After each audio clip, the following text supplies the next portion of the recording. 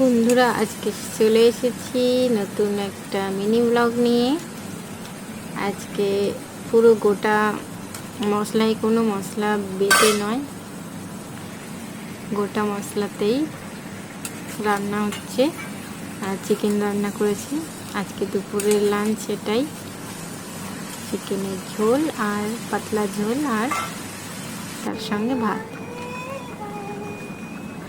দেখো কি সুন্দর কালার এসছে, পুরো কাঁচা লঙ্কা দিয়েই রান্না হয়েছে। এর মধ্যে আর কিছুই না, লাস্টে সামান্য একটু ঘি দিয়ে নামিয়ে নিচ্ছি। এবার সবার জন্য ভাত রেডি করে নিচ্ছি। থালায় ভাত দিয়ে দিয়েছি। একটু চেষ্টা করলাম ডিজাইন করার, ভাত থালাটা সুন্দর করে সাজানো, তো অত ভালো হয়নি। যাই হোক, দিলাম। তো কেমন লাগলো? পাশে থেকো। Thank you.